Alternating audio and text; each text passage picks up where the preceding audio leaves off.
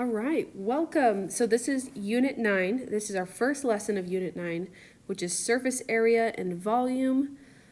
I'm excited to get started on something new because we've been doing surface area for a while of just a two-dimensional shape, and now we're moving on to three-dimensional shapes and their nets. And this idea of nets we'll talk about. Okay, so this is day 1. The learning target is I can find the surface area of three-dimensional shapes or 3D shapes. So let's go over what some of these things mean. The first one, a face. Faces of a three-dimensional figure are any of the surfaces, including the bases. Oh, that looks awful. I need to make this much smaller. Any surfaces, including the bases. Let's talk about what the word base means. The base of a three-dimensional figure is what names the shape. And a prism has two bases which are parallel to each other. And do not touch. A good example of the word parallel is railroad tracks. They go side by side. They will never, ever cross each other. So when we're talking about a prism has two bases that are parallel, that means they're just exactly apart from each other. And we'll also go over that on the next slide. The word vertex, the vertex is the corner of a three-dimensional figure. And the edge is the line segment that joins two faces. So let's take a look at this next slide. Label the various parts of the rectangular prism and rectangular pyramid below. What do you notice that differentiates the prism from the pyramid? Well, the first thing, let's use a highlighter actually. The first thing is that we talked about a prism has two bases that are parallel from each other. They will never touch. They're let's see what it says again. A prism has two bases which are parallel to each other and do not touch. Okay, so exactly what I said. So those are the bases. Over here on the square pyramid, the base is a square. And we talked about how the base is what names the shape. So this is a square pyramid because the base is a square. And this one is a rectangular pyramid because those are, a rectangular prism because those are rectangles. And prisms have two bases that are parallel to each other. So we'll just say rectangular prism. Let's see what else we notice here. We talked about a vertex, and that is the corner where three lines meet. What did it say? The vertex is the corner of a three-dimensional figure, so just the corners. There's a vertex, here's a vertex. Anywhere where your lines meet or your corners meet is a vertex. There's lots to choose from. I'm just going to go ahead and dot them for you. If I were you and you have your notes and you're following along, I would label them as the vertex so that way you know when you're looking back. Okay, next one. The face. So that is any of the surfaces, including the bases. I'm going to erase some of these and show you what the face of this shape is. One example of the face could be this side right here. That is one of the faces.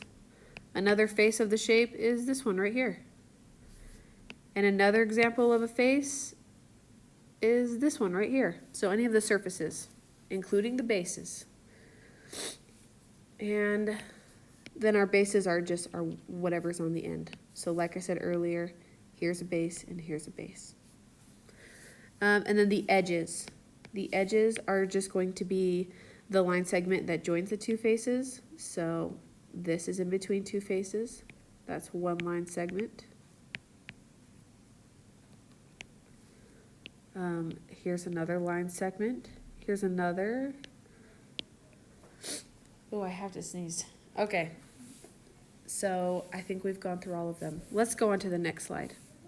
Label the various parts. Oh, just kidding. I'm reading the wrong spot. A net is a two-dimensional composite figure. Composite means we're going to take a bunch of different things and just add them together. Composite, like multiple things added together. When folded, a net creates a three-dimensional object. So let's take a look at this picture down below. We have a cube, and it says determine which of the following shapes would create the cube below. Explain why or why not. So this first one, yes, it would create a cube. If you were to unfold the cube, it would create this net over here. Also, this one would work. And number 3 and number 4. Number 5, however, would not work because it has these two end flaps that if you were to fold this net together, your two end flaps would touch. And so I'm just going to put down here net 5. Those are Roman numerals. Net 5 has two flaps that would cover the same side. Because it's true, they would cover the same side. They would cover the same side of the cube. Cool. And so once again, net 1, 2, 3, and 4, they all would create a cube if you were to fold them up. So it's really cool looking at this slide because you notice that there are multiple ways to create a net. So your answer might be different than your neighbor's on your homework, and that's okay. As long as your net ends up creating the shape that you're supposed to be creating, there's multiple ways to get your answer. All right, next one, sketch a net for each of the shapes below. Think through the process of unfolding the object as well as the different characteristics of each object. Faces and bases. Okay, so if we were to unfold number 1, well, let's take a look. The base is a square.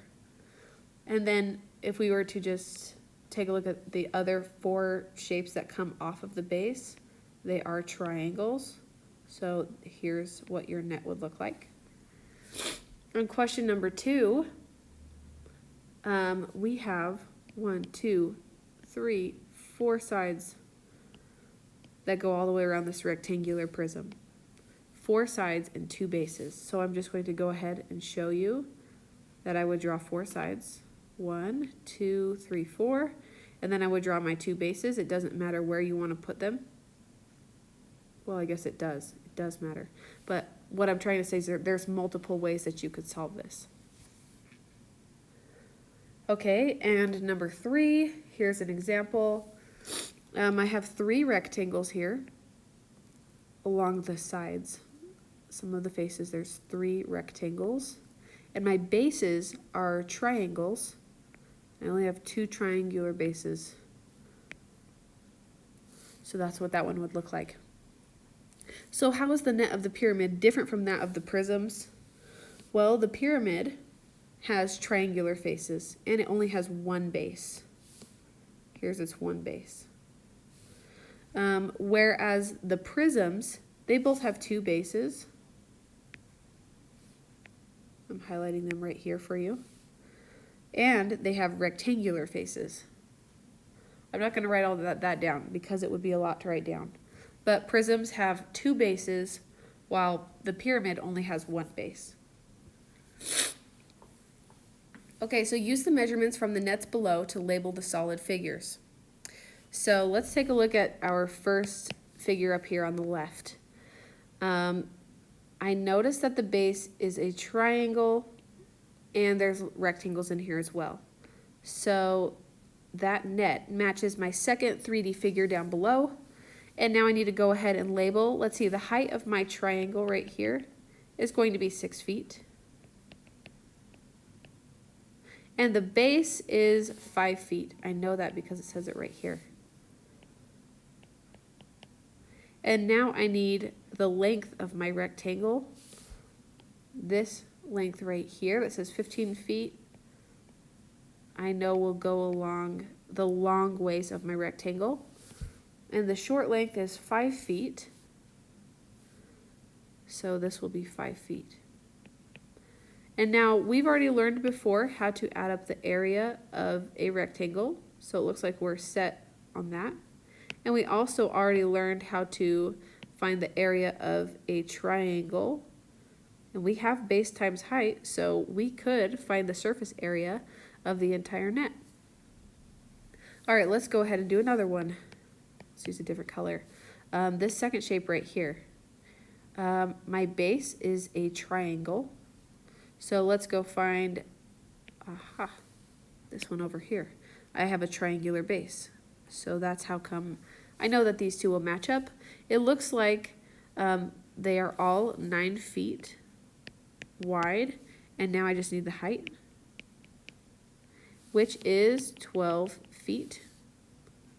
So I'm just going to label this 12 feet right there.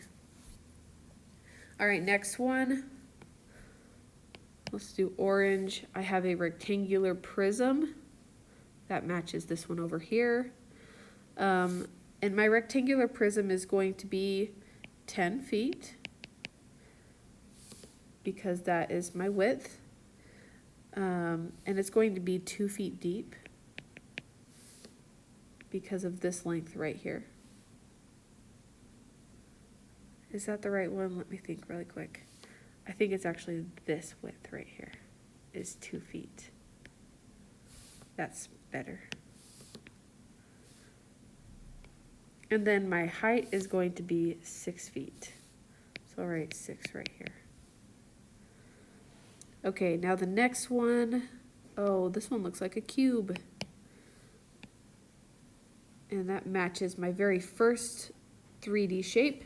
It looks like we have 7 feet by 7 feet. They're all squares. So we'll have 7 feet by 7 feet by 7 feet by 7 feet. All of it is just going to be 7 feet by 7 feet by 7 feet. Okay, you only have to have 3 of the sizes. That's good enough. And then the very last one, let's pick another color. Maybe red would be good. I have a square pyramid that's going to match my third 3-dimensional shape. And it looks like the height of our triangle is 5 feet. So I'm just going to go ahead and say, hey, the height of this is 5 feet. I'm going to draw an arrow and point it there. Now I need to know the length of my base. It looks like it's 6 feet by 6 feet. So I can just write that on both sides.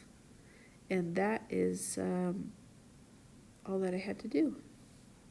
Let me see, there's something else. Oh, 7 feet. If I wanted to include that this height right here is 7 feet, I can, but it's not really going to do too much to help me out. Because when you go to find the area of a triangle, you need the height, and that's this middle number right here, which is 5. Okay, next slide. Surface area of cubes and rectangular prisms. Let's go ahead and find some surface area. Surface area is the total covering on the faces of a 3-dimensional object. Take a look at the picture on the left. Imagine, what I like to say to my students is imagine you have this long shape and you cover it with Play-Doh. That is the surface area. It's the covering. Or if you were to wrap it in wrapping paper, that is the surface area. Okay, so now what we're going to do is take this shape on the left and we're going to figure out what the area of A, B, C, D, E, and F would be. We're going to add them up and get the total surface area. So I'm going to start with highlighting. Let's take a look at this side length right here. It looks like I have 11 centimeters by 3 centimeters. And let's take a look at this side length right here. They would be the exact same because they're parallel. So 11 centimeters by 3 centimeters. And I'm going to choose the 2 smaller rectangles. And we're just going to do base times height because that's how you find the area of a rectangle, base times height. So what is 11 times 3? That gives us 33 centimeters squared for A. Well, A and C are going to be the exact same 11 centimeters by 3 centimeters. Let's multiply them together, and we will also get 33 centimeters squared for part C. All right, now let's move on and do part B. You'll notice B and D, those are similar rectangles as well. And that's going to be this front side right here, this front face. Let's find the surface area of that. And it looks like we have 11 centimeters long by 4 centimeters wide. 11 centimeters long by 4 centimeters wide. Well, that gives us 44 centimeters squared for B. And because B, let's use another color, is similar to D, this shape, oh, it won't let me do it. I'll go ahead and erase so that way you can see exactly why these two rectangles are the same. This shape right here is going to be shape D. This covering, it's like the back wall, basically. It's also going to be 44 centimeters squared as well. All right, now we just need to find E and F. What is E and F? Well, those are going to be the bases on the very end. So right here, we have 4 times 3. And over here, there's nothing labeled, but because they're both bases and they're parallel, we can assume that they're going to be the same size. So we're going to have 12 centimeters squared and 12 centimeters squared. Let's just write those in these boxes down below. Uh-oh, looks like I wrote them in the wrong box. And now all we need to do is go ahead and add up all of our numbers, and that will give us the total area. So I'm going to do 33 plus 44 plus 33 plus 44 plus 12 plus 12, and that gives us 178 centimeters squared. You could have gotten that answer in a little bit of a different way. You could have done 33 times 2, because there's 2 of those. And you could have done 44 times 2 and 12 times 2, and then added all that up together. So there's just a couple different ways you could do this. 178 centimeters squared is our final answer. And if you got that on your own before I even went over the answer, that's pretty impressive. Good job. Okay, next one. Total surface area. Total surface area is the covering of the areas of all the faces, including the bases. So those are the bottom parts. And you might have heard of those before in 6th grade, surface area, stuff like that. And if you haven't, that's totally okay because we're teaching it now. But something that's completely new is this idea of lateral surface area. And what that is, lateral surface area is the sum of the areas of the surfaces of a solid except the bases. So that means we're going to leave out these gray parts right here. We're going to add up everything, but we're going to leave out the gray parts. So 4.2 times 5, I got to figure out what that gives me, and I'm going to add all these up. 4.2 times 5 gives me 21 centimeters squared. That means this shape over here is also going to be 21 centimeters squared, because if we were to fold them up, those two shapes would be parallel from each other, showing us that they are the same. All right, the next step, we need to figure out what this side length is so we can do another rectangle. Well, I know that just on the opposite side we have 5 centimeters, so this side needs to be 5 centimeters as well.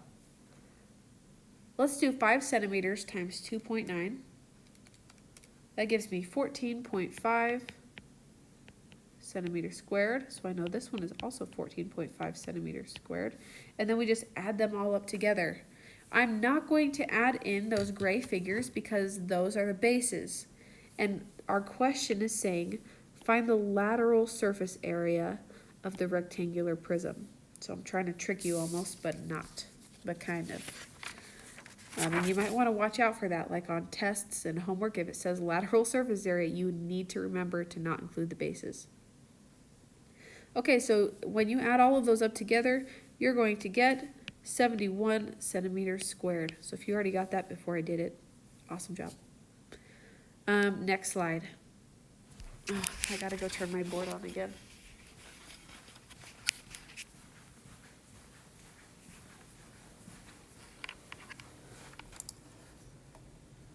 Okay, find the total surface area of the rectangular prism.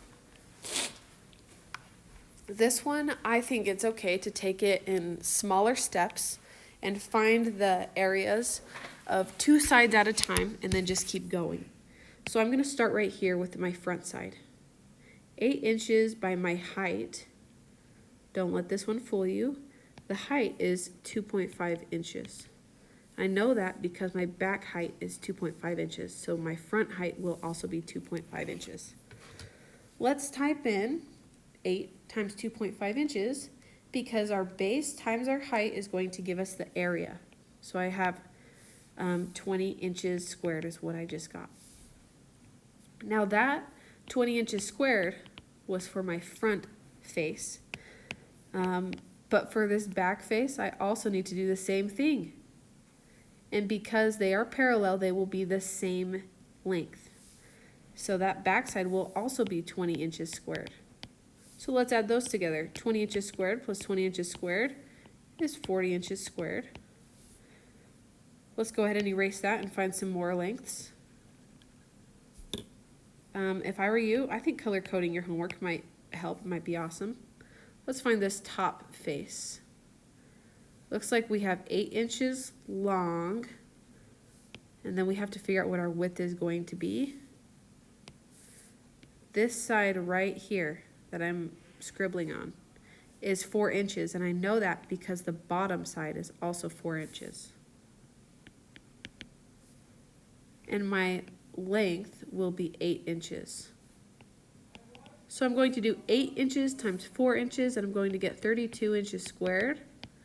That is my length for the top, but my length for the bottom face as well is going, or not my length, my area for this bottom rectangle is also going to be 32 inches squared because they are parallel from each other.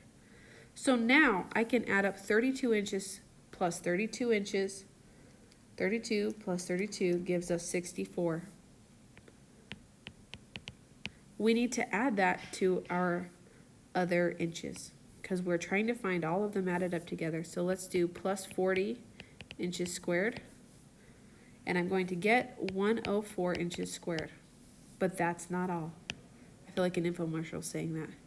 We need to erase this, and we need to find the bases. So this side over here, it looks like it's 4 inches by 2.5 inches, and this side over here, we're just going to do base times height, that is all. Our base is 4, our height is 2.5. What does 4 times 2.5 give us? 10. So I just barely got 10 inches squared right here, 10 inches squared here. They're the same because they're parallel from each other. 10 plus 10 gives us 20 inches squared. Let's add that to our old total. 104 inches squared plus 20 inches squared equals 124 inches squared. Whew, that was quite a bit of work, but that's good. It's good practice. Okay, next one. Number 4 says all of the surfaces of the cube below are being painted. How many square inches will be covered? Let's take a look at this cube. Now, surface area, all we have to do is base times height. In fact, let me write out your equation. Area is base times height. That's of a rectangle. Well, the base is 4.